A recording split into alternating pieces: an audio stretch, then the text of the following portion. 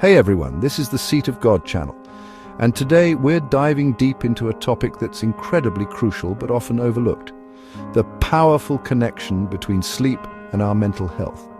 Think about it. How many times have you felt irritable, unfocused, or just plain down after a night of poor sleep? It's not a coincidence.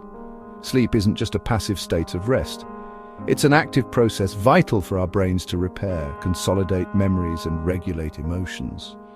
When we skimp on sleep, we're essentially running our mental engines on empty, and that can have serious consequences for our mood, anxiety levels, and overall cognitive function.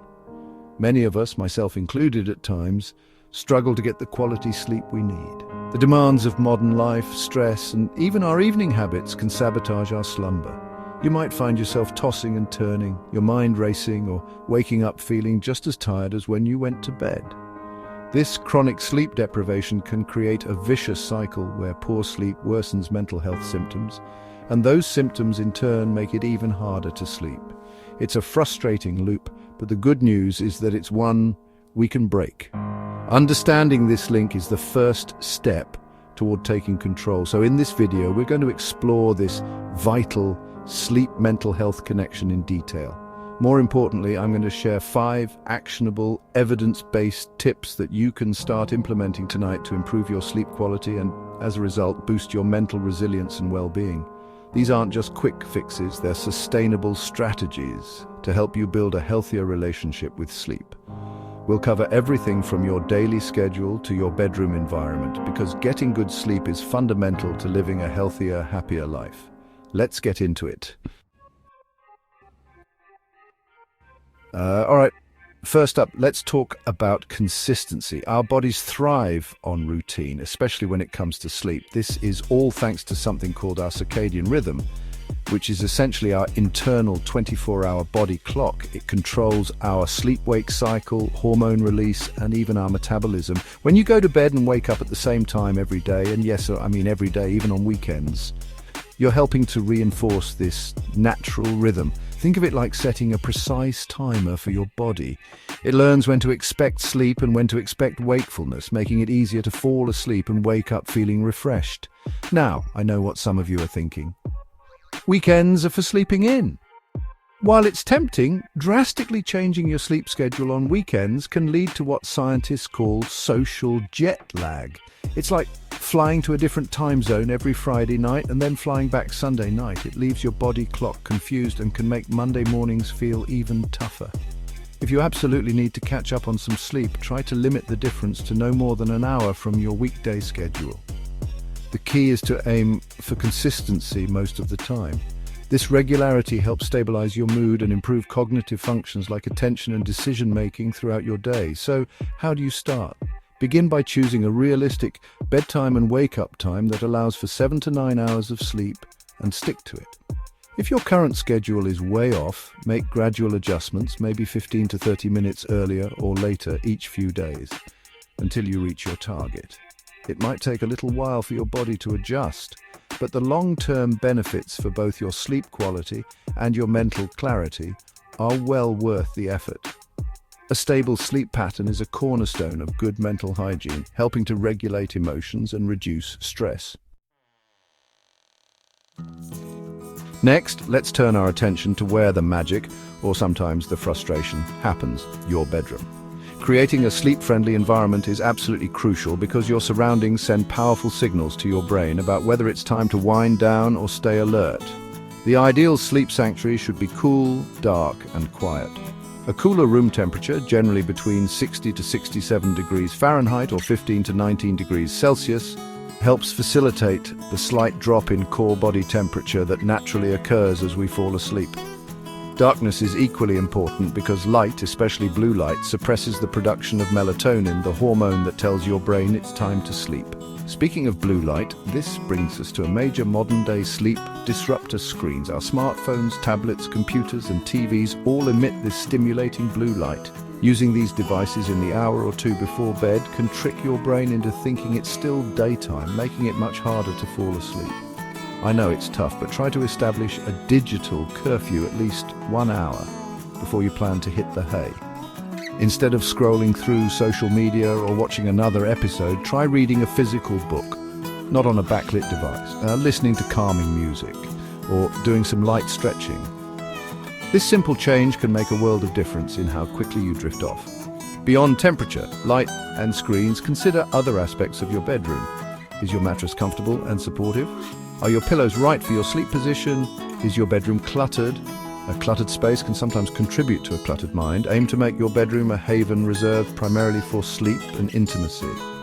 Avoid working, eating, or having stressful conversations in bed.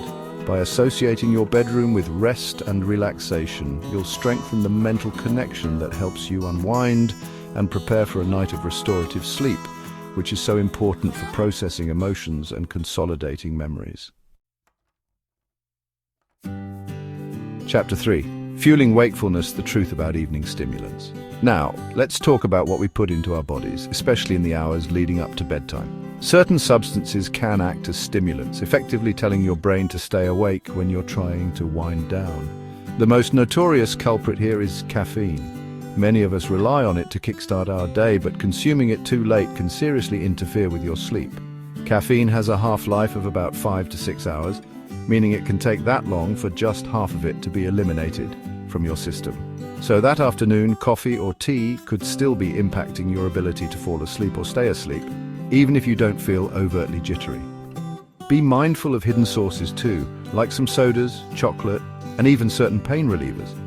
Nicotine is another potent stimulant that can wreak havoc on your sleep. Smokers often experience more fragmented sleep and take longer to fall asleep compared to non-smokers. If you're trying to quit, improved sleep can be one of the many benefits. Then there's alcohol. Many people think a glass of wine or a beer before bed helps them relax and fall asleep faster. While alcohol is a sedative and might initially make you drowsy, it actually disrupts your sleep architecture later in the night. It particularly suppresses REM sleep, which is crucial for emotional regulation and memory consolidation. Key components of good mental health. This can leave you feeling unrefreshed, even after a full night in bed. So, what's the game plan? Try to avoid caffeine for at least 6 to 8 hours before your intended bedtime. For nicotine, the best advice is to work towards quitting, but at the very least, avoid it close to bedtime. And with alcohol, limit consumption in the evening, or better yet, avoid it altogether if you're struggling with sleep. Opt for caffeine-free herbal teas like chamomile or peppermint, or a glass of warm milk if you enjoy an evening beverage. Reducing or eliminating these stimulants can significantly improve your sleep continuity and quality, leading to a more stable mood and better cognitive function the next day. Chapter 4. Calming the storm pre-sleep rituals for a peaceful mind. We've covered schedules, environment, and stimulants. Now let's focus on what's happening in your head as bedtime approaches. For many, the moment their head hits the pillow is when the day's worries, anxieties, and an endless to-do list decide to have a party. This racing mind is a major barrier to falling asleep. That's why establishing a wind-down routine filled with mindful practices can be incredibly beneficial. It's about creating a buffer zone between the stress of your day and the restfulness of your night, signaling to your body and mind that it's time to prepare for sleep. This transition is vital for calming the nervous system. There are many effective relaxation techniques you can incorporate into your pre-sleep ritual. Deep breathing exercises like box breathing, inhaling for 4 counts, holding for 4, exhaling for 4, holding for 4, or diaphragmatic breathing can slow your heart rate and induce a state of calm. Journaling can also be a powerful tool. Spend 10 to 15 minutes writing down any thoughts, worries, or even things you're grateful for. This act of getting them out of your head and onto paper can create mental space. For others, prayer or meditation offers a way to quiet the mental chatter and find a sense of peace.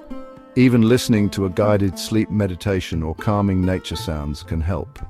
The key here is to find what resonates with you and to practice it consistently. It's not about achieving a perfectly empty mind, but rather about learning to gently disengage from the day's stresses.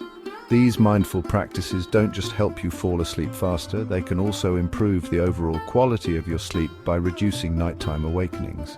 By consciously calming your mind before bed, you're actively supporting your mental health, allowing your brain the peaceful state it needs to perform its vital overnight restorative functions, leading to a more balanced and resilient you when you wake up.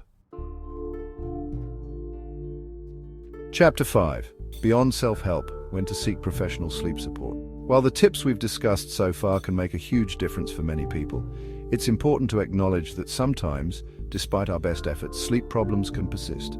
If you find yourself consistently struggling to fall asleep, stay asleep, or waking up feeling unrefreshed, and it's significantly impacting your daily life, mood, or ability to function, it might be time to seek professional help. Chronic insomnia, excessive daytime sleepiness despite adequate time in bed, or symptoms like loud snoring or gasping for air during sleep could indicate an underlying sleep disorder that needs proper diagnosis and treatment. Your first port of call should generally be your primary care physician. They can assess your overall health, review any medications you're taking that might be affecting your sleep, and rule out or identify any underlying medical conditions. They might also be able to offer initial advice or, if necessary, refer you to a sleep specialist or a mental health professional. A sleep specialist can conduct more in-depth evaluations, possibly including a sleep study, to diagnose conditions like sleep apnea or restless legs syndrome. Mental health professional can help if anxiety, depression, or stress are the primary drivers of your sleep issues. One highly effective evidence-based treatment for chronic insomnia is cognitive behavioral therapy for insomnia, or CBTI. This isn't just about sleep hygiene. It's a structured program that helps you identify and change negative thoughts and behaviors around sleep that are perpetuating your insomnia. CBTI addresses the root causes, teaching you techniques to reframe unhelpful beliefs about sleep, establish a healthy sleep-wake pattern, and reduce sleep-related anxiety. It's often considered the gold standard first-line treatment for insomnia and can lead to lasting improvements without the need for medication. So, remember, if you're struggling, help is available, and you don't have to go through it alone. Outro: sleep well, live well. Your journey to better mental health starts tonight. So there you have it. 5 powerful strategies to unlock the crucial connection between sleep and your mental health.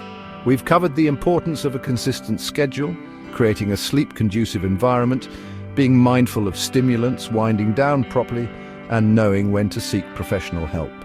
Remember, folks, sleep isn't a luxury, it's a fundamental biological necessity, just like air, food, and water. Prioritizing your sleep is one of the most impactful investments you can make in your mental and physical well-being. Don't underestimate the profound difference a good night's rest can make to your mood, your focus, and your overall resilience.